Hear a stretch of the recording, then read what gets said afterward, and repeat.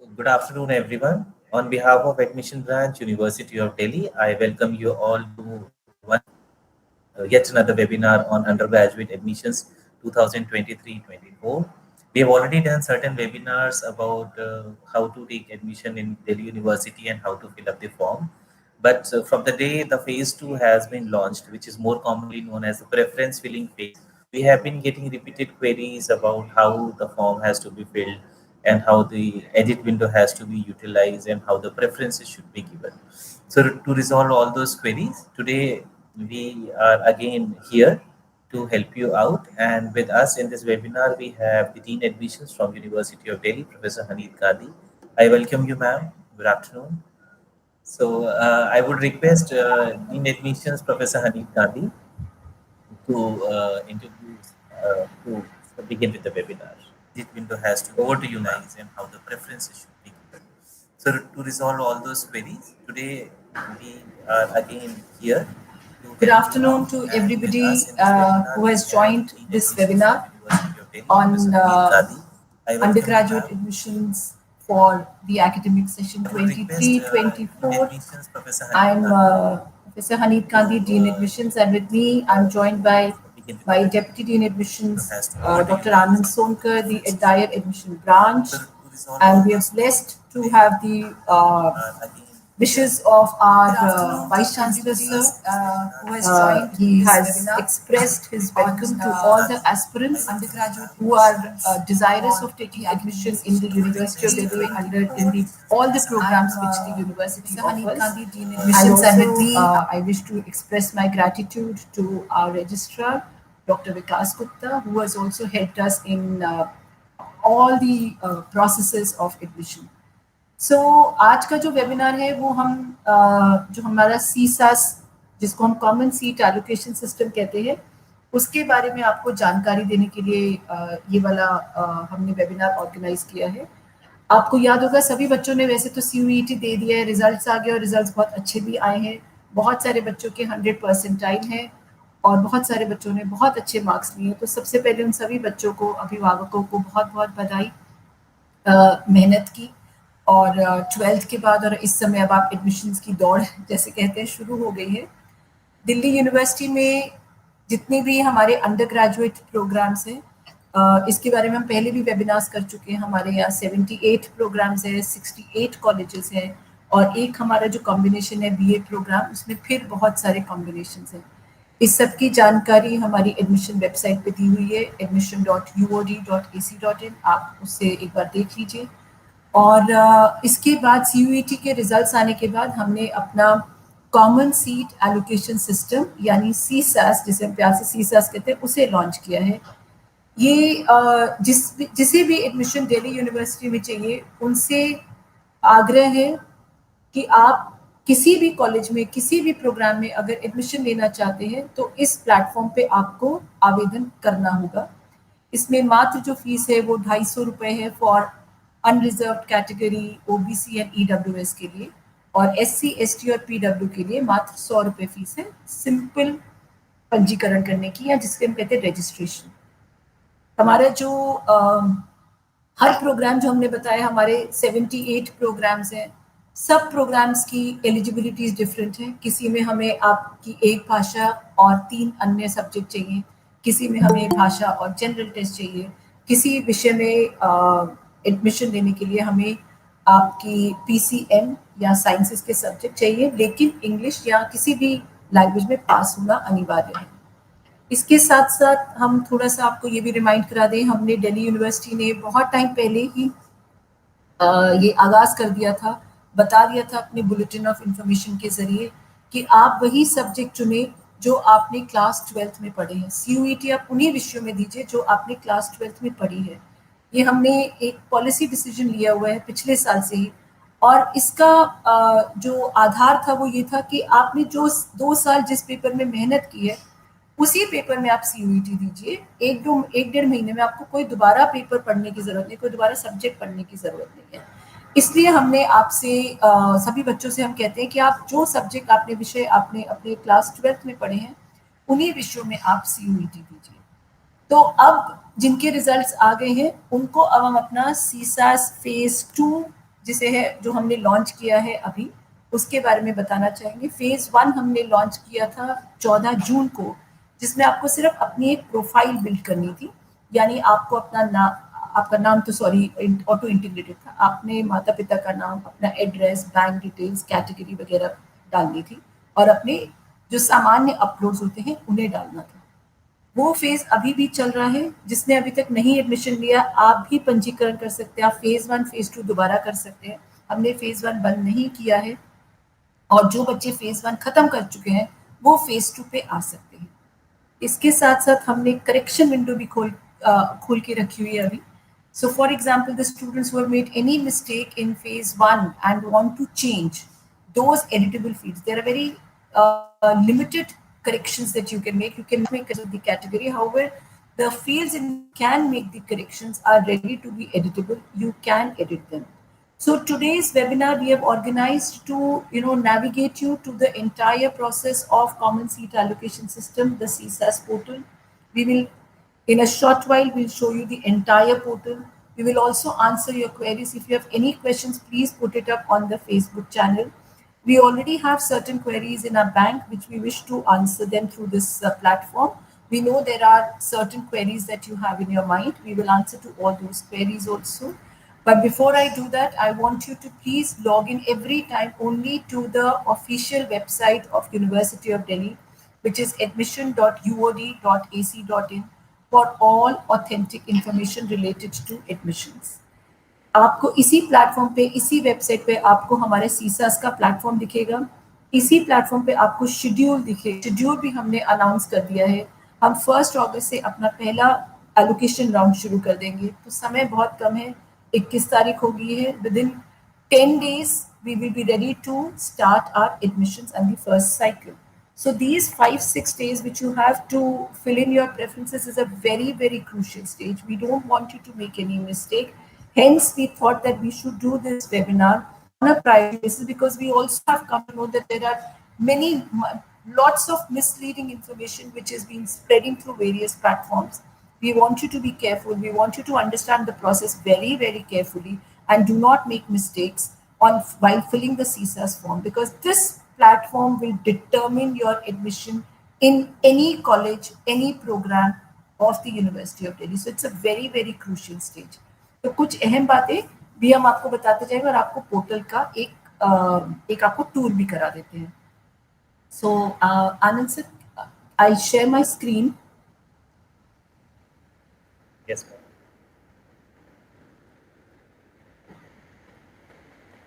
And you let me know when the screen is visible. So is my screen visible, sir? Yes, ma'am. So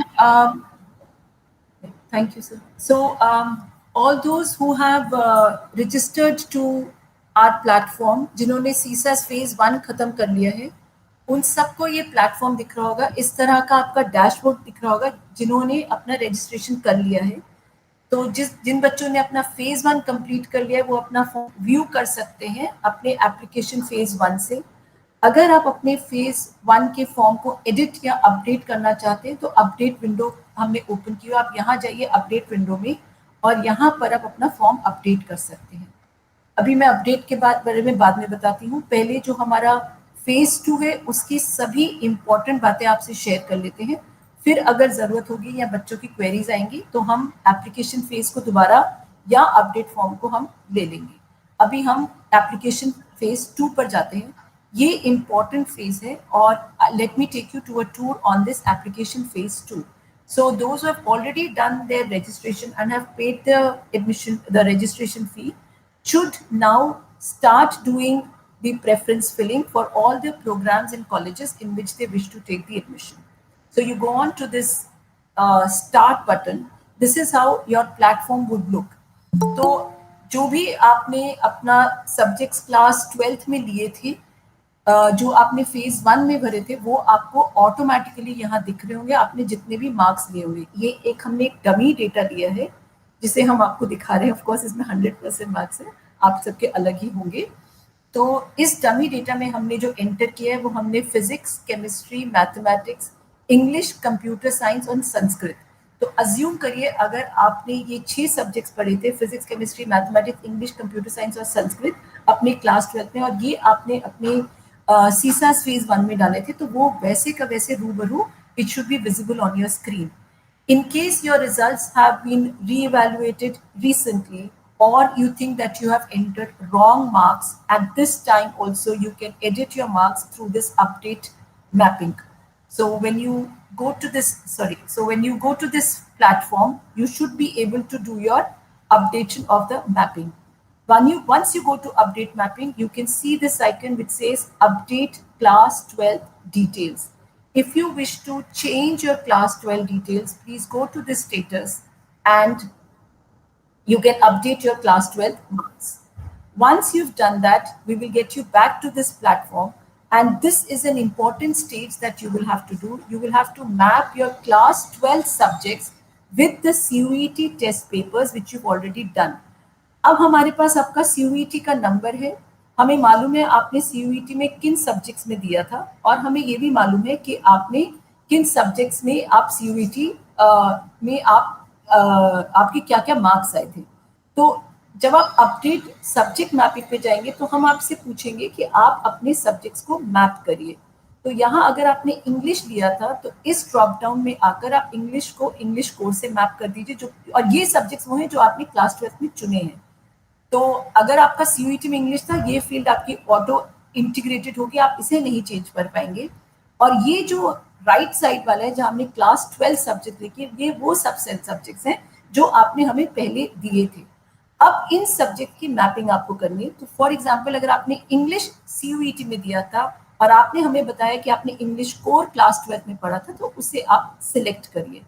इसी तरह अगर आपने chemistry पढ़ा था तो आप केमिस्ट्री को यहाँ से सिलेक्ट करिए और उसे मैप करिए. अगर आपने CUET में इंफॉर्मेटिक प्रैक्टिस का पेपर दिया था, हमने वहां पर एक चीज और कहा था, आप वो पेपर या उससे सिमिलर पेपर चूज कीजिए जो आपने 12th में पढ़ा था. तो अगर आपने इंफॉर्मेटिक्स प्रैक्टिस चूज किया था तो जाहिर सी बात है the closest related subject to informatic practice is computers. So pick computer science from your already entered field. If you have taken a paper in mathematics or applied mathematics, then obviously you will map it to mathematics. अब मैं आपको एक चीज दिखा दूं कि हमारा system बहुत रोबस्ट है. अगर आप इसको दोबारा से गलती करके केमिस्ट्री करेंगे तो वो बता देगा कि आपने ये पहले से ही मैप किया हुआ है, तो वो एक्सेप्ट ही नहीं करेगा. तो आपको वही पेपर मैप करने जो आपने क्लास 12 में दिए थे, और पूरी ईमानदारी से करने. So be honest in mapping because this is an important step. If you make any wrong combination here, it is likely that your form will get rejected, because this is an important step. So be very careful. जो आपने पढ़े हैं उन्हीं को आप map करिए. अब मान लीजिए CUET में आपने 10 पेपर दिए और वो हो सकता है 10 के 10 पेपर आपके क्लास 12 से ना मैप हो पाए. For example, this candidate has given physical education and the NCC yoga paper in CUET. But she has not studied this paper in class 12. She studied physics, chemistry, mathematics, English, core, computer science, and Sanskrit. So she did not study this language in a class 12. Then please be honest and pick not applicable. Because if you pick a wrong combination, suppose I pick here Sanskrit core, then ये आपको रोकेगा नहीं क्योंकि computer cannot deduct that. But once your form will get integrated and the marks will be calculated, तो आपके marks गलत calculate हो जाएंगे आपकी गलत subject mapping से. तो अगर आपने physical education को संस्कृत से map कर दिया तो the algorithm will not be able to detect this fault, but it will pick the physical education marks from your CUET, and you will get a wrong calculated marks, which will lead to wrong eligibility, which may lead to wrong normalized score, which may lead to even wrong ranking. And if you're ranked wrong and the university catches this, then you will not be admitted. Your admission, if allotted or if your seat has been allocated, it will all stand cancelled. तो ये important बात है कि आपने जो subjects पढ़े हैं उन्हें मैप करिए. अगर नहीं पढ़े तो आप इसको not applicable कर दीजिए. Finally, physics I mapped to physics. So I could only map out of the 6 subjects that I've studied, although I gave CUET 6 subjects, but not all the subject could be mapped. I could not map Sanskrit of my class 12 to any subject. Similarly, I could not map physical education to any subject of my class 12th, which is all right. Then there are certain declaration which you should read and only then click it, because these are important declarations you are giving to us, and you are telling us that you've already read all this which we have said. So we are declaring that you have done class 12th subject mapping with the CUE paper correctly. You also do solemnly declare that all the information, particulars, documents provided by you are correct to the best of your knowledge. And if there is any incorrect document or incorrect information is found, your admission may stand cancelled and any legal action may be taken against you. So it's an important point. We have again and again emphasized to do the subject mapping correctly. So once you do the subject mapping, please save and then continue. We again give you pop-ups to remind you to relook at your submissions and be sure if all the submissions are correct. If there is any change, you may do it right now, but every stage is very, very important and should be done very carefully. Once you've done this, you will be led then again to a confirmation of your CUET papers. Please relook at it again and then go on to the next session, which is program eligibility. Now, once you go on the program eligibility, which is the second tab on the CSAS phase 2, you will see that your entire scorecard has been auto-integrated on our platform. यही scorecard आपको मिला था और इसकी percentile score और normalized score हमने दोनों ही आपको दिखा दिए हैं. तो जो आपने लिया था, अच्छा एक चीज आपको और बता दूं, जनरल टेस्ट पिछली स्क्रीन में नहीं दिख रहा था, लेकिन इस बच्चे ने जनरल टेस्ट लिया था और क्योंकि जनरल टेस्ट किसी भी सब्जेक्ट से मैप नहीं होता तो हमने वहां मांगा भी नहीं है आपसे. यहाँ आपका जनरल टेस्ट ऑटोमेटिकली इंटीग्रेट होके आपको उसके मार्क्स दिख रहे हैं. जनरल टेस्ट जो है वो 250 में से था एनटीए में.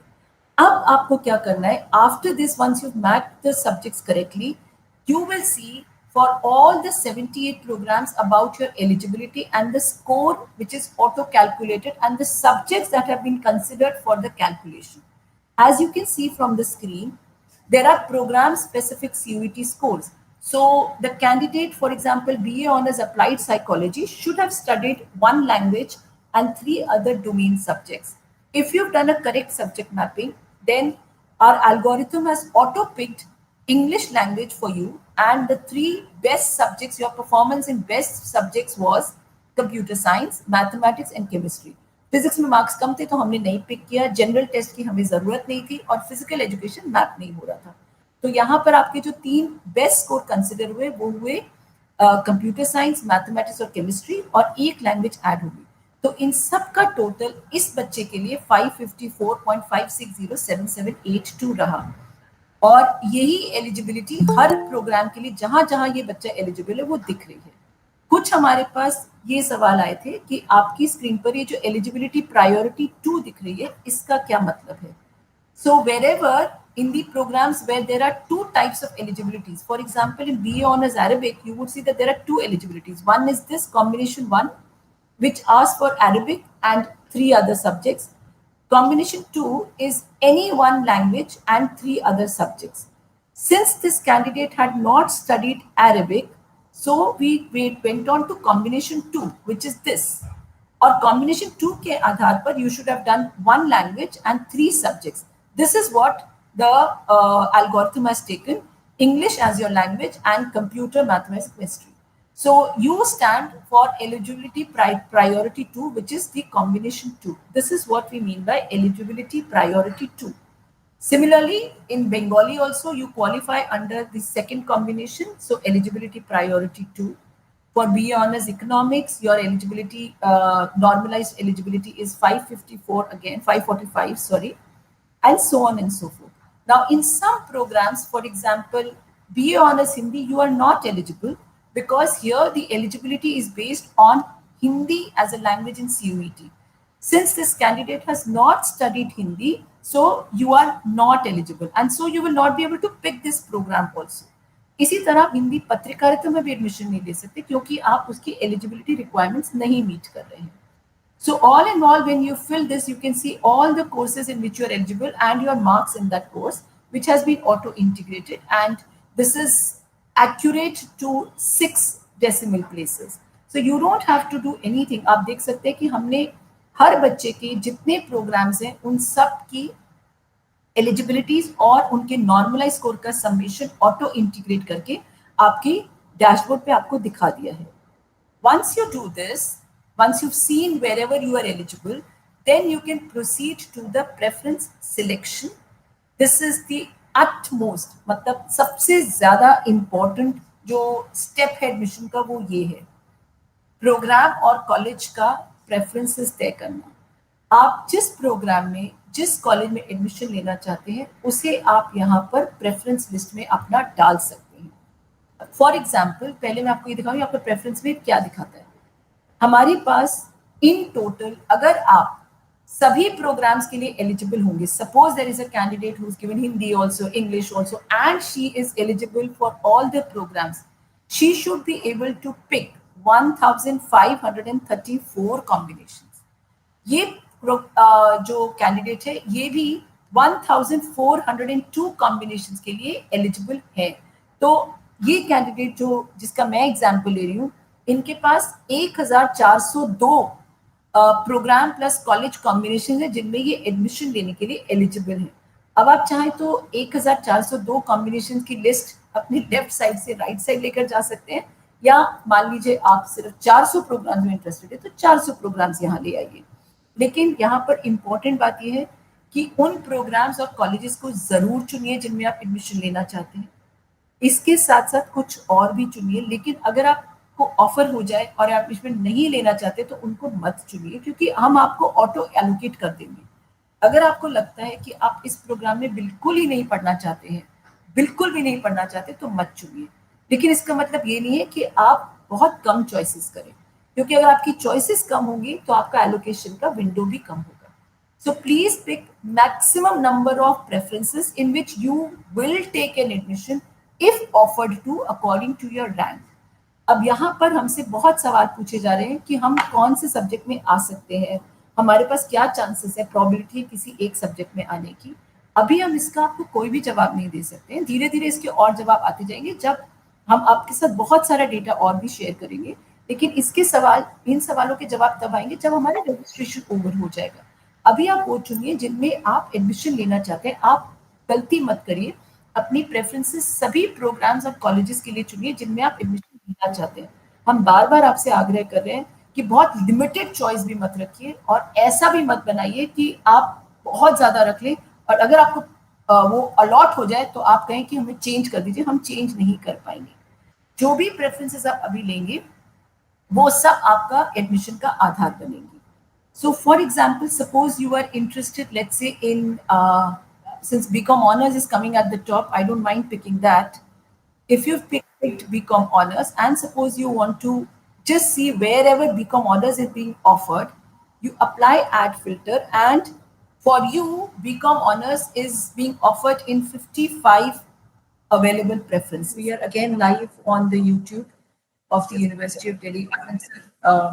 So I'll resume from wherever I was, and then from there onwards you can take this ahead.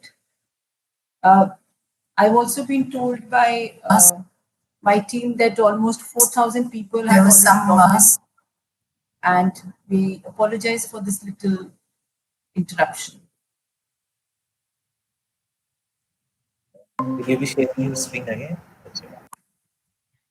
Yes. There was some. So this is where we were. You and from I was wherever explaining that if you wish to take admission in BCom honors, and this particular candidate had the provision of choosing from the 55 preferences that they have.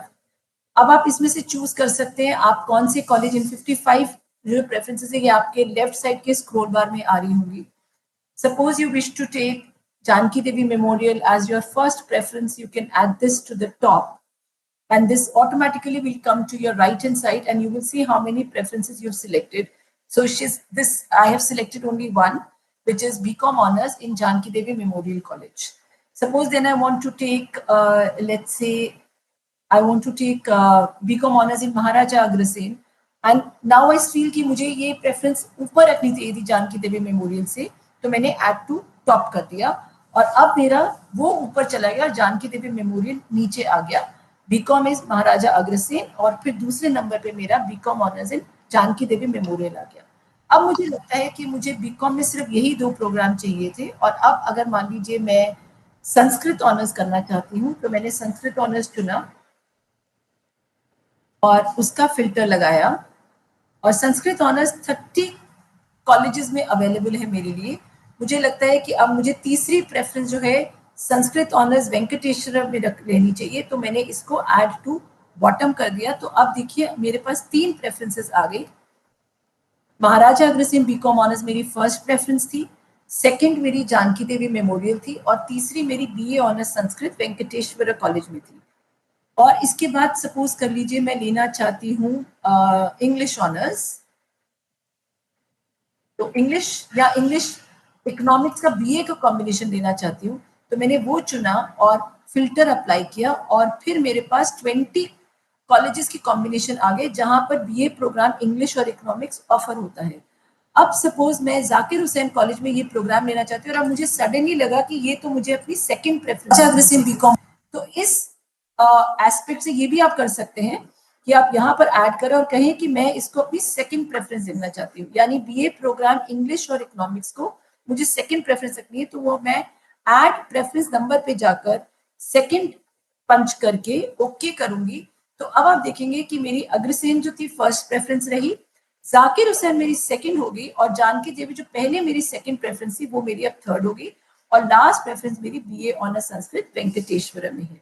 तो मैंने आपको तीनों चीजें बता दी। आप left side से add to top, add to bottom या ऐड टू प्रेफरेंस नंबर से फिल्टर करके अपनी प्रेफरेंसेस को ऑर्डर कर सकते हैं।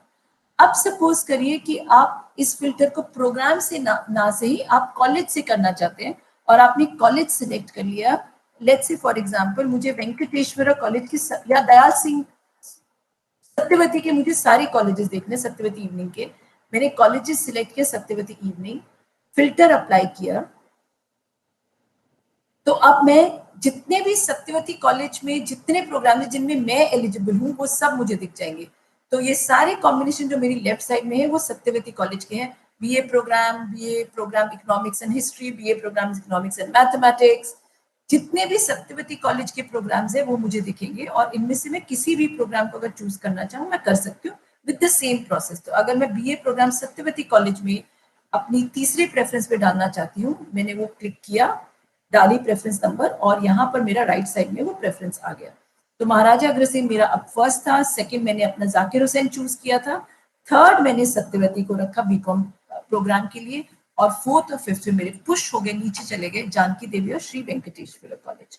तो आप इस फिल्टर का प्रयोग करके इसे आप सिर्फ प्रोग्राम पे भी रख सकते हैं, सिर्फ कॉलेज पे भी रख सकते हैं, और आपके अगर प्रोग्राम और कॉलेज दोनों का कॉम्बिनेशन करना है तो आप वो भी कर सकते हैं। तो सपोज Anita, करिए मुझे फिजिक्स ऑनर्स लेना है, Anita, can you hear me? Suppose मुझे physics honours, yes sir, I think Anand there sir is you saying problem. Something?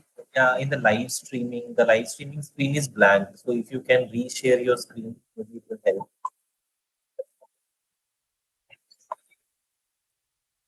Anand sir we losing you, Yeah, can you hear me? I can hear you, was this any problem? I was saying that the live streaming was blank, like the screen was blank. So if you can stop sharing and reshare, maybe that will help. Okay,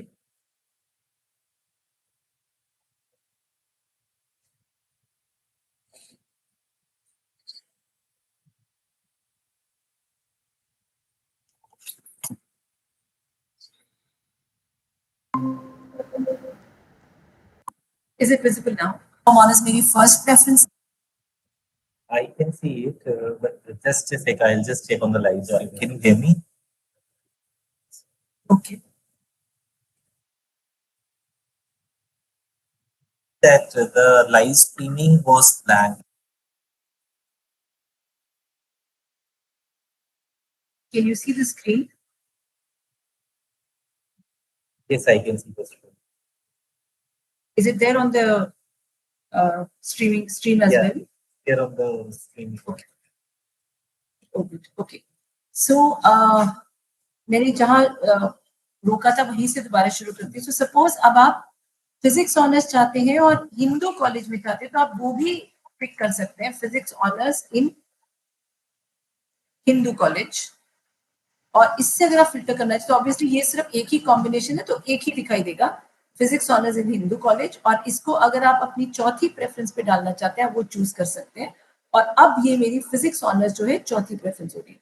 तो अब तक मैं 6 preferences choose कर सकी हूँ, और जिस order में मैंने अपनी इच्छा जाहिर की थी, किसी को ऊपर रखा था, किसी को नीचे, किसी को फिर बीच में डाला, वो सारा ऑर्डर आपकी राइट हैंड साइड पे बनता चला जाएगा। तो इस तरह से आप अपनी प्रेफरेंसेस ऑर्डर कर सकते हैं। अब सबमिशन से पहले एक बार और चेक कर लेते हैं। इस प्रोग्राम में इसमें हमने देखा था कि हमारे पास कुछ वर्ड ऑफ कॉशन, आपको याद होगा कि जब मैंने शुरू किया था, जब हमारा ब्रेक हुआ था उससे पहले, कि मेरे पास 1402 कॉम्बिनेशंस अवेलेबल थे।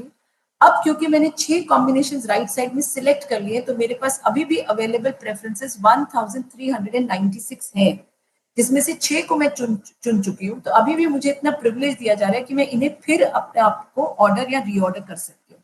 तो आप फिर जिसको चूज करना चाहे आप ले सकते हैं यहाँ से और अपनी प्रेफरेंस चार्ट बना सकते हैं। आप चाहे तो ये पूरे 1396 प्रोग्राम्स को राइट हैंड साइड पर लेकर अपना प्रेफरेंस ऑर्डर बना सकते हैं। इसके साथ साथ अगर आप सबमिशन से पहले आपको फिर लगता है कि आपको कुछ प्रेफरेंस ऊपर नीचे लेके जाने, तो वो काम आप अपनी राइट साइड से भी कर सकते हैं। जैसे for example Zakir Hussain college, अब मुझे लगा कि इसे मुझे सत्यवती के नीचे लेके जाना है, तो मैं डाउन बटन से इसको नीचे ले जाऊंगी। देखिए सत्यवती ऊपर आ गया और जाकिर हुसैन नीचे चला गया। सपोज अब मुझे बाद में भी लग रहा है कि हिंदू कॉलेज जो था इसे मुझे फर्स्ट प्रेफरेंस पे डाल देना है, तो वो काम मैं दोबारा यहाँ भी कर सकती हूँ। मैं इसे फर्स्ट प्रेफरेंस पे ले गई और हिंदू कॉलेज और महाराजा अग्रसेन जो है मेरे स्वैप हो गए।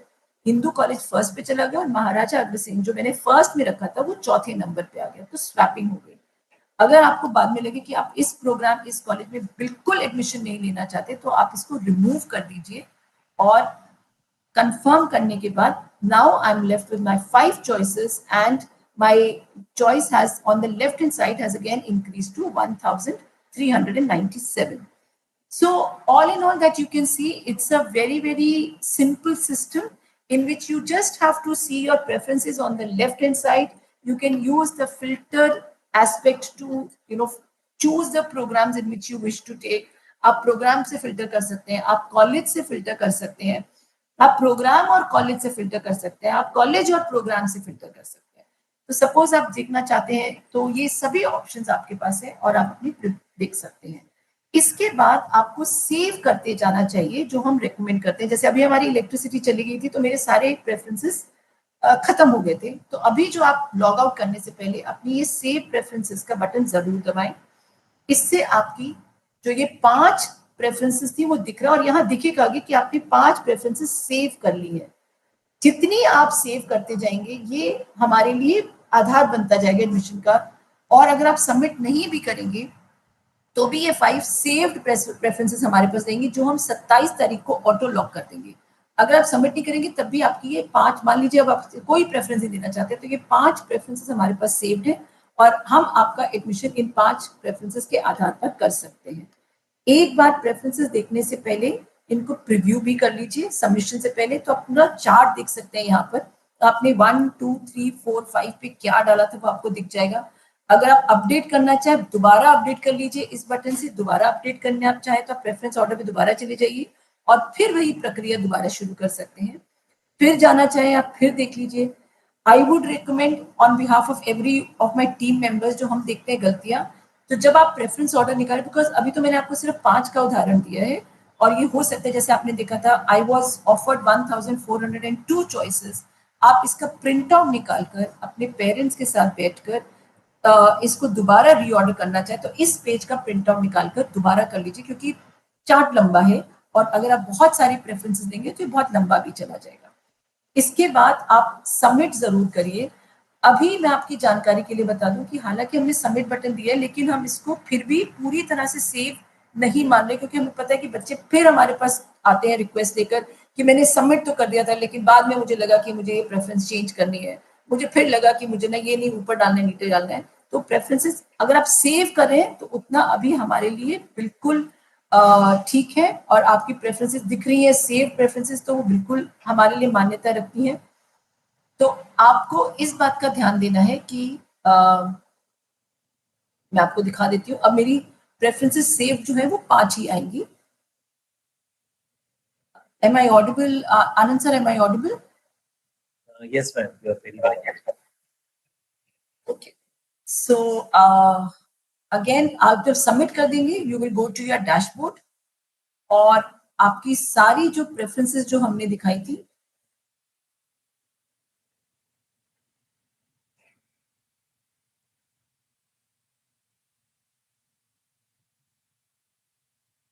वो आपको सारी प्रेफरेंसेस आपकी जो है वो आपको दिखेंगी इस तरह से। 5 प्रेफरेंसेस जो मैंने सिलेक्ट की थी, और ये हमारे लिए सेव करती जाएंगी। ये सारी प्रेफरेंसेस मेरी सेव्ड है। अगर आप सेव नहीं करेंगे तो ये 0 हो जाएगा। जब तक आप सेव नहीं करेंगे, आपको कोई फायदा नहीं होगा। तो आप प्रेफरेंस सिलेक्शन पे ये जरूर देखते रहिए कि आपकी कितनी सेव हुई है। इस सेक्शन पे जब आपकी प्रेफरेंसेस आती है तो वो जरूर देखिए कि आपकी सेव्ड कितनी दिख रही है। और ये सेव प्रेफरेंसेस अभी हम आपको मौका दे रहे हैं, आप इसको ठीक कर लीजिए। 24 तारीख तक हमारी विंडो ओपन है, आप अपनी प्रेफरेंसेस देख लीजिए, कर लीजिए। 27 तारीख को रात को 11:59 पे हम इन्हें सेव कर लेंगे। So this preferences is very important that you must take a look कि आपने कितनी, सिर्फ यहाँ लेफ्ट से राइट डालने में फायदा नहीं होगा। ये नंबर पे जरूर ध्यान दीजिए, selected preferences and saved preferences. ये बहुत इंपॉर्टेंट है कि आपकी प्रेफरेंसेस 5 सेव्ड हैं। सिर्फ यहाँ से वहां डालने से कोई फायदा नहीं होगा। तो ये कुछ चीजें हैं हमारी तरफ से आपके लिए जानकारी देने के लिए। इसके साथ साथ जब आप देख रहे हैं कि preferences is a very large process, एक तो ये गलती मत करिए कि आप लास्ट डेट तक बैठे हुए हैं और सोच रहे हैं मैं कर दूंगा। और दूसरा, बहुत जल्दबाजी में मत करिएगा, क्योंकि जल्दबाजी में आप कई बार गलती कर देते हैं ऐड टू टॉप और ऐड टू बॉटम में। ये हमारा एक्सपीरियंस है। अगर आप इसे ऐड टू टॉप कर देंगे तो ऑब्वियसली वो ऐड टू टॉप चला जाएगा, और फिर आप चेंज नहीं कर पाएंगे।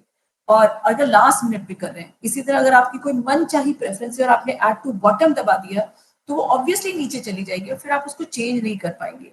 तो कभी भी लास्ट मिनट का, जैसे अभी हमारे इंटरनेट कनेक्शन चला गया था, अगर आप लास्ट मिनट का वेट करेंगे तो कुछ भी हो सकता है, इंटरनेट कनेक्शन भी वीक हो सकता है, आपकी प्रेफरेंसेस सेव ना हो। तो इट्स बेटर कि आप अपने पास अच्छा खासा टाइम रखिए और बहुत ही इन्फॉर्म डिसीजन लें अपनी कॉलेज और प्रोग्राम्स की चॉइसेस देते हुए।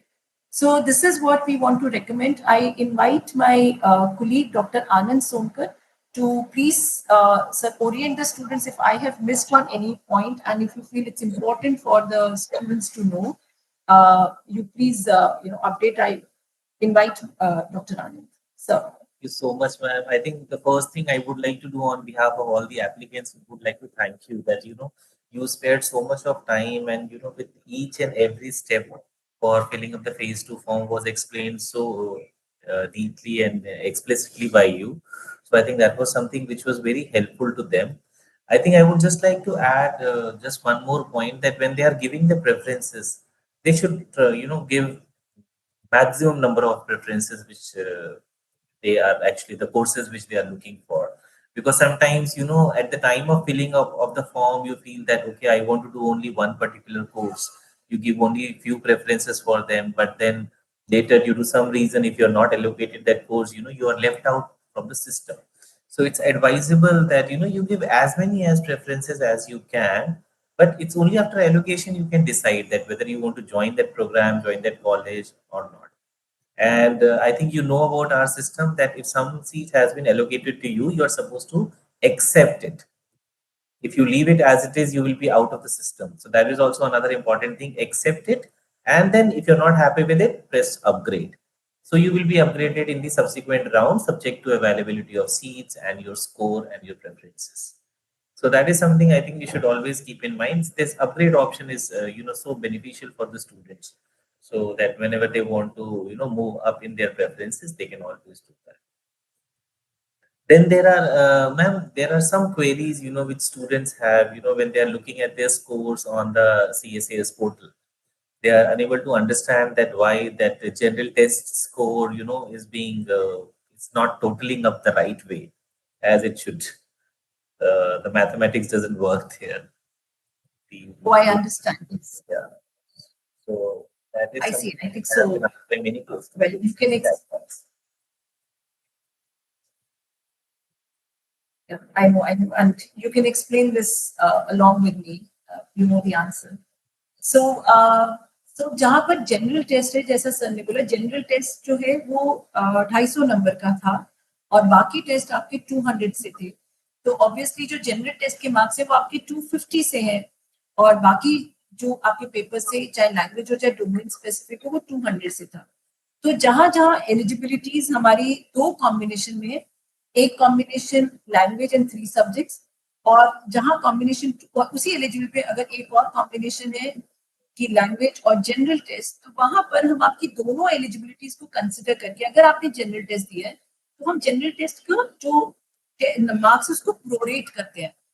यानी अगर आप देखेंगे तो फॉर एग्जांपल अगर आपके 4 सब्जेक्ट बीए प्रोग्राम का मैं एग्जांपल लेती हूँ, बीए प्रोग्राम की जो एलिजिबिलिटी है उसमें एक कॉम्बिनेशन तो है लैंग्वेज और 3 सब्जेक्ट्स या फिर लैंग्वेज एक डोमेन सब्जेक्ट और जनरल टेस्ट. तो मान लीजिए आपकी दोनों एलिजिबिलिटीज बनती है क्योंकि आपने जनरल टेस्ट दिया है, तो कॉम्बिनेशन 1 में तो आपके मार्क्स बनेंगे 800 में से, लेकिन कॉम्बिनेशन 2 में आपके मार्क्स बनेंगे 650 से.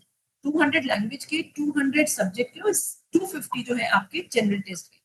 तो इन दोनों का डिनोमिनेटर सेम करने के लिए 650 को 800 पे लेकर जाएंगे. फिर देखेंगे कि आपका बेस्ट स्कोर किस में से बना है, 4 में से या जनरल टेस्ट वाले कॉम्बिनेशन में. जो आपका बेहतरीन स्कोर होगा उसे हम कंसिडर करेंगे. तो ऑल इन ऑल आप दोनों तरफ से फायदे में है. आपका हम बेस्ट स्कोर पिक करते हैं for admissions. Sir I think that is one query I think which we were getting lot in the chat box. Another is about ma'am Sanskrit honors, that there are some students who feel that they have not studied Sanskrit but now they wish to go for Sanskrit honors. So they just want to know that can they do so? So this also we should tell you that first of all, obviously your eligibility will also show you whether you are eligible or not, even if you've not studied Sanskrit. सभी भाषाओं में आपके पास दो combination है. एक तो अगर आपने वो भाषा पढ़ी है तो हम कंसिडर करेंगे. एक कॉम्बिनेशन अगर आपने वो भाषा नहीं पढ़ी है तो और आप उसमें परस्यू करना चाहते हैं तो भी आप कर सकते हैं. सो मैं सिर्फ संस्कृत का एग्जाम्पल ले रही हूँ, ये सभी भाषाओं के लिए. संस्कृत के लिए तो और भी हमारे पास ज्यादा पूरा एक्सक्लूसिव इंक्लूसिव प्लेटफॉर्म हो जाता है. तो अगर आपने मान लीजिए फ्रेंच नहीं भी पढ़ी है और बीए ऑनर्स फ्रेंच करना चाहते हैं तो एक कॉम्बिनेशन तो है कि आप फ्रेंच पढ़िए और फ्रेंच में आपने सीयूईटी दिया है तो आप उस कॉम्बिनेशन से आ जाइए. अगर आपने फ्रेंच नहीं पढ़ी, इंग्लिश में सीयूईटी दिया है तो भी आप कर सकते हो. हम आपके मार्क्स इंग्लिश और 3 सब्जेक्ट के लेंगे और आप फ्रेंच में आ सकते हैं. यही सेम एल्गोरिथम हमारा संस्कृत ऑनर्स के लिए भी जाता है, लेकिन संस्कृत सीयूईटी में 2 जगह पे था, लैंग्वेजेस में भी था तो डोमेन में भी था. अगर आपने संस्कृत सीयूईटी में लैंग्वेज में दिए तो एक अलग एलिजिबिलिटी बनेगी.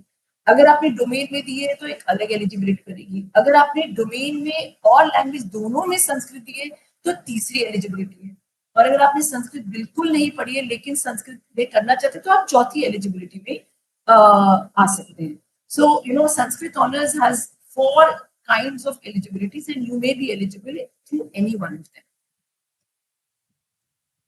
In fact, let me add this, that even the science-based students, तो जैसे फिजिक्स, केमिस्ट्री, मैथ, वैसे मैंने अभी आपको एग्जांपल दिया था, मेरा जो लॉगिन था उसमें आपने देखा था मैं फिजिक्स, केमिस्ट्री और मैथ्स में मैंने सीयूईटी दिया था, लेकिन मेरे पास BCom honours, BA honours, history, ये सब में मैं एलिजिबल थी विदाउट एनी डिडक्शन.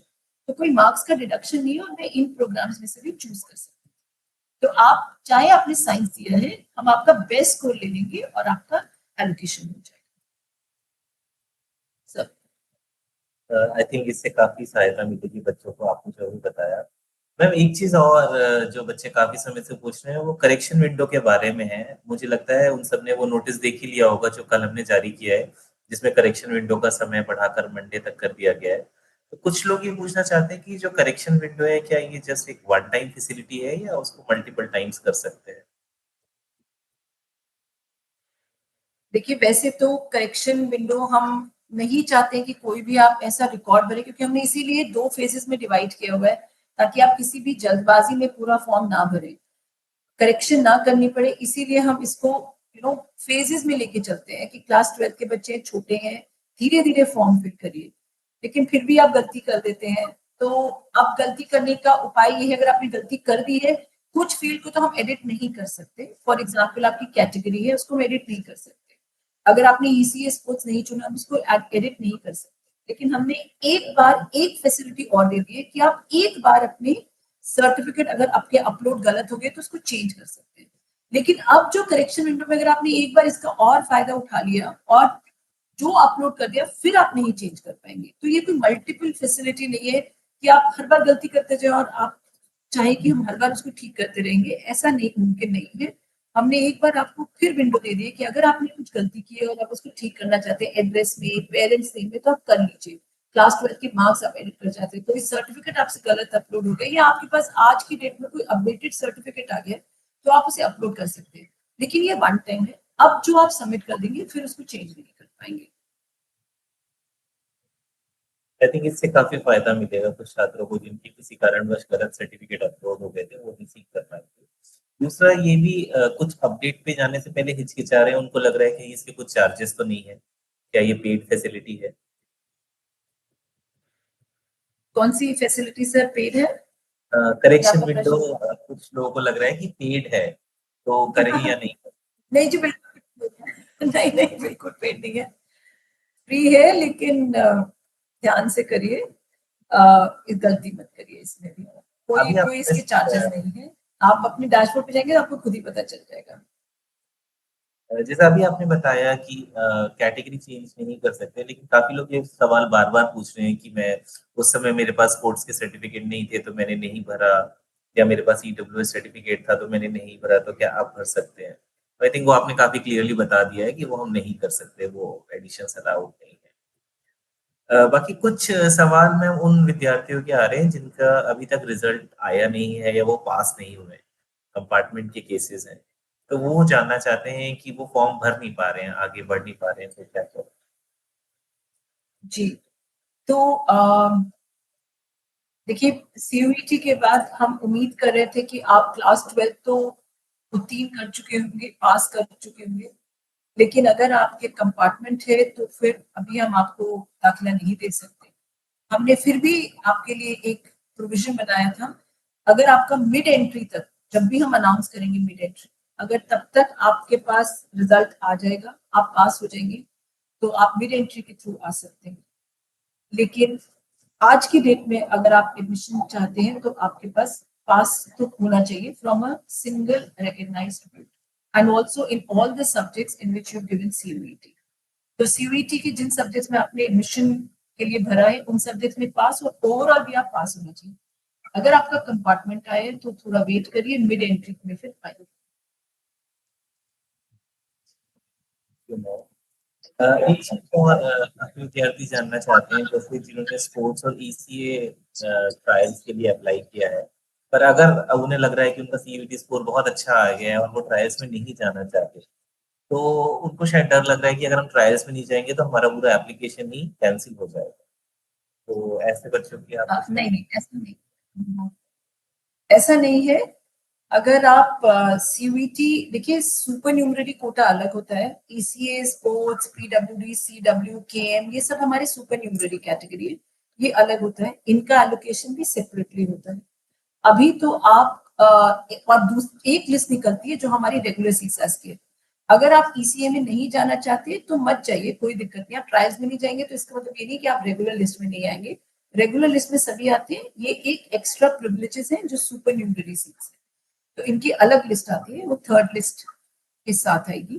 तब तक आप फर्स्ट 2 राउंड्स, और उस राउंड में भी सभी राउंड में आप कंसिडर किए जाएंगे, irrespective whether you qualify or any supernumerary category or not. तो इसी तरह मैम प्रेफरेंसेस सेव करने के लिए भी कई सवाल आ रहे हैं, जैसे कि आपने काफी क्लियरली बता दिया है कि प्रेफरेंसेस सेव करना बहुत ही जरूरी है, क्योंकि कुछ विद्यार्थियों का कहना है कि हमारी प्रेफरेंसेस अभी भी 0 दिख रही हैं, तो मुझे लग रहा है शायद उन्होंने सेव नहीं किया होगा, और अगर सेव नहीं करेंगे तो बिल्कुल भी हमारा सिस्टम उसको एक्सेप्ट नहीं करेगा, तो उसका ध्यान रखें। कुछ विद्यार्थी मैम हॉस्टल के बारे में जानना चाहते हैं कि किस कॉलेज में किस तरह के हॉस्टल सुविधा अवेलेबल है या नहीं है, तो उसके लिए आप लोगों को सजेशन करेंगे? तो ये सब जानकारी हमने अपनी वेबसाइट पे भी डाली हुई है, किस किस कॉलेज में हॉस्टल की फैसिलिटी है और सभी कॉलेजेस की अपनी भी वेबसाइट है जहां उन्होंने डिटेल्ड में सारी इंफॉर्मेशन डाली हुई है कि उनके पास कितने हॉस्टल फैसिलिटी है, कितने कमरे हैं, कितने अभी रेनोवेशन में है, कितने और बनने की उम्मीद है इन नियर फ्यूचर। तो आप जिस भी कॉलेज में इंटरेस्टेड हो, मैं आपसे अनुरोध करती हूँ कि आप उस कॉलेज की वेबसाइट भी जरूर देख लें ताकि आपको उसको इस कॉलेज की लोकेशन भी पता चल जाए। एक ये भी कारण है जो मैं आप लोगों से आग्रह करना चाहती हूँ कि ऐसा ना हो आप अभी एक कोई प्रेफरेंस भरे, एक कॉलेज भरे और आपने रियलाइज ही नहीं किया कि आपके घर से बहुत दूर है। और फिर अगर आप हमें कहेंगे कि हमारे चेंज कर दीजिए, हम नहीं चेंज कर पाएंगे। तो आप एक बार कॉलेजेस की वेबसाइट भी देख लीजिए चूज करने से पहले और देख लीजिए कि वो आपके घर से कितने दूर है और क्या आपके लिए फिजिबल होगा इतना ट्रैवल करना कि नहीं। तो ये सब देखकर ही अपनी चॉइसेस बनाइए। आई थिंक ये बातें बहुत ज़रूरी हैं जो हमारे कैंडिडेट्स को थोड़ा समय निकाल के कॉलेजेस की वेबसाइट देखना चाहिए, वहाँ की फैसिलिटीज़ देखनी चाहिए। तो मैम सुपरन्यूमरी कोटा में एक और प्रश्न बार-बार आ रहा है कि सुपरन्यूमरी कोटा में एलोकेशन एक बार ही होगा या हर राउंड में होगा? एक बार अच्छा, मेरे ख्याल से आप पूछ रहे हैं कि सुपर न्यूमरी में भी अपग्रेड होगा कि मल्टीपल टाइम्स हाँ, या हाँ। क्योंकि अभी तो हमने जो लिस्ट जारी की है वो हमने थर्ड राउंड तक की है, यानी first round of supernumerary quota. आप वेट करिए, उसके बाद हम आगे की जानकारी अपनी वेबसाइट पे जरूर देंगे। एक ये बात भी मैं आप सब कैंडिडेट्स को बताना चाहूंगी, please visit the website of the university for regular updates and schedule. इसको मिस मत करिए, अपना रूटीन बना लीजिए कि अगले एक महीना अपने वेबसाइट रेगुलरली विजिट करने, क्योंकि सभी ऑफिशियल अनाउंसमेंट्स जो है वो इसी वेबसाइट पे दी जाएंगी। और आप अपना डैशबोर्ड भी चेक करते रहिए। तो आगे की जानकारी थर्ड राउंड के बाद कैसे होगा वो हम बाद में जारी करेंगे। अभी तो हम अपना सेशन स्टार्ट करने की तैयारी में और वेलकम करने की तैयारी में है कि आप सब आए और एडमिशन ले। तो अभी आप उसकी तैयारी करिए और कितनी लिस्ट निकलेंगी वो हम देखेंगे, जितनी सीट उपलब्ध होंगी उसी हिसाब से लिस्ट निकालेंगे। एक चीज़ पे मैं और चाहूँगा मैम जी आप सर। थोड़ा एक्सप्लेन करें, क्योंकि लास्ट ईयर भी हमने कई प्रॉब्लम देखी कि बच्चे जब पहले राउंड ऑफ एलोकेशन होता था, उसमें एलोकेशन के बाद फीस पे करने के बाद फ्रीज कर देते थे और फिर बाद में कहते थे कि हमें अच्छी चॉइस नहीं मिली। तो उस पे अगर आप थोड़ा-सा इनको बता दें कि आपको अपग्रेड कब दबाना है और फ्रीज़ कब दबाना है, तो एलोकेशन के बाद थोड़ा ध्यान रखें और सावधानी से उन दोनों बटन का यूज़ करें। Thank you Anand sir for reminding me of this. तो हर लिस्ट के बाद जब आपके पास एलोकेशन शुरू हो जाएगा तो हम उम्मीद करते हैं कि आप सबको एक एक सीट तो जरूर मिल जानी चाहिए। जो भी आपकी उस समय बेस्ट एलोकेटेड, जो बेस्ट चॉइस होगी, बेस्ट आपके मार्क्स के आधार पर आपको अवेलेबल हम करा सकते हैं सीट, वो आपको दी जाएगी। वो सीट आप ले लीजिए। अगर आप आगे भी जाना चाहते, देखिए वो आपको बेस्ट मिला है according to your marks and according to the preferences that you given. तो आपको जो मिल रहा है उसे छोड़िएगा मत, बिकॉज अगर आपने उसमें पार्टिसिपेट नहीं किया तो आप अगले राउंड में नहीं जा पाएंगे। जो आपको मिल रहा है उसे आप एक्सेप्ट कर कर उसकी फीस पेमेंट करिए। उसके बाद अगले राउंड में एडमिशन या भागीदारी करने के लिए आप अपग्रेड का बटन दबाइए। यानी आप अपनी अपग्रेड के माध्यम से आप हमें बताना चाहते हैं कि हमें और ऊपर लेकर जाइए हमारी प्रेफरेंसेस में, तो उसे आप सिलेक्ट करिए। अगर आप सिलेक्ट करेंगे तो हम उसके नेक्स्ट राउंड में फिर आपकी अगेन प्रेफरेंसेस, वैकेंसी और सीट और मेरिट के आधार पर हम आपको अपग्रेड कर देंगे। अगर आप संतुष्ट हैं जो आपको मिल गया और आपको खुश हैं और आप उसमें कोई छेड़खानी नहीं चाहते तो आप फ्रीज दबा दीजिए। इसका मतलब आप संतुष्ट हैं और हम आपकी ये एलोकेटेड सीट जो है कंफर्म्ड है। अगर आपने फ्रीज दबाया तो आप अपग्रेड कभी नहीं दबा पाएंगे, यानी वो आपकी हमेशा के लिए चॉइस फ्रीज होगी और आपका एडमिशन कंफर्म्ड है। लेकिन अगर आप आगे बढ़ना चाहते होंगे तो आप अपग्रेड दबाते रहिए और हम आपको अपग्रेड मिल जाएंगे। ये फैसिलिटी अपग्रेड की सभी विद्यार्थियों के लिए उपलब्ध होगी, लेकिन उसके लिए नहीं होगी जिनको उनकी फर्स्ट प्रेफरेंस मिल जाएगी। अगर आपको आपकी फर्स्ट प्रेफरेंस किसी भी राउंड में मिल गई तो ऑब्वियसली ऊपर ले जाने के लिए कुछ स्कोप ही नहीं है, तो आपका वो हम फिक्स कर देंगे। इससे से आपको ये भी समझ में आ रहा होगा कि आपकी प्रेफरेंसेस का ऑर्डर कितना इंपॉर्टेंट है। आप जो ऑर्डर करेंगे वो वही डिटरमिन करेगा कि आपको कौन सी सीट मिलती है और कहाँ आप एडमिशन ले सकते हैं। जो प्रेफरेंसेस आप अभी सबमिट कर देंगे ना वो चेंज हो सकती है, ना उनमें एडिशन हो सकती है, ना डिलीशन हो सकती है। तो ये ध्यान से आप अपनी प्रेफरेंसेस करें। सर आप भी इसमें I'm sure कुछ जोड़ना चाहेंगे? नहीं, बस एक चीज Some मैं advice? याद दिलाना चाहूंगा, क्योंकि कभी कभी बच्चे अपग्रेड दबा देते हैं और फिर कहते हैं नहीं हमें तो पुराने ही एडमिशन में रहना है, तो वो फिर पॉसिबल नहीं हो पाएगा। अगर आपने एक बार अपग्रेड दबा दिया और आपको आपकी ऊपर की चॉइस मिल गई, तो आप वापस नहीं जा पाएंगे, आप फिर पुराने एडमिशन में नहीं जा पाएंगे। तो ये बात हमेशा आप ध्यान रखें, जब भी अपग्रेड दबाएं सोच समझ कर दबाएं। अगर आपको एक नई सीट एलोकेट हो गई तो आपकी पुरानी सीट ऑटोमेटिकली कैंसिल हो जाएगी। आप अपने डैशबोर्ड को भी समय समय पे चेक करते रहें, क्योंकि एलोकेशन आपके डैशबोर्ड पे ही दिखेगा और प्रोसीजर जो है वो हर राउंड में सेम ही रहता है। कभी कभी ये होता है बच्चे अपग्रेड दबा देते हैं और फिर भूल जाते हैं और फिर अपने पोर्टल पे देखते ही नहीं है। फिर वो एडमिशन उनका, अगर वो उन्होंने उसमें एलोकेशन एक्सेप्ट नहीं किया, जो कि आपको हर राउंड में करना पड़ता है, तो फिर आपका फॉर्म प्रोसेस नहीं होता और आप सिस्टम से बाहर हो जाते हैं। तो जो विद्यार्थी अपग्रेड कर रहे हैं वो इस बात का खासा ध्यान रखें कि अगर अपग्रेड के बाद उनको एक नई कॉलेज में नए प्रोग्राम में सीट मिल रही है तो उसको एक्सेप्ट जरूर करें, ताकि उनका फॉर्म प्रोसेस हो पाए और उनको वो सीट मिल पाए।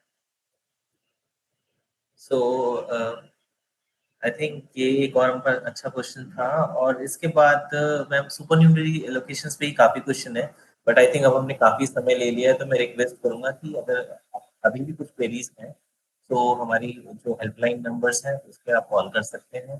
तो हमारा ईमेल है यूजी का डेडिकेटेड हेल्प डेस्क, ug@admission.edu.is.in, उस पर आप अपनी क्वेरीज पूछ सकते हैं। And I would like to thank Professor Hamid Bali for sparing your valuable time and just enlightening us. Thank you so much. You would like to say something as a concluding remark? Thank you, Anand sir. And I want to tell the candidate that this is second in the series. We have planned a special session on ECN sports, which we will announce on the website of the university. And so keep looking at our university at a regular basis for all updates and schedules. And if you have any queries, you can write to us, talk to us through our phone calls. The information is available on the admission website, admission.uod.ac.in. और आप form अच्छे से भरिए, and we will do another webinar very soon for ECA and sports exclusively. So be with us and keep, if you wish, you can subscribe to the university channel for all updates, as people say. And good luck, and we are ready to welcome you very soon. In another 20-30 days, our university would be vibrant with you all in the university. So we look forward to having you. And I wish good luck to all the candidates from behalf of the admission branch. Everybody at the admission branch is ready to help you in all the processes of admissions. Thank you so much. Thank you so much. I'll just repeat that we also have chatbot services which are available from 10 a.m. to 5:30 p.m. You can post your queries there, as well as the dedicated phone lines with number 27006900.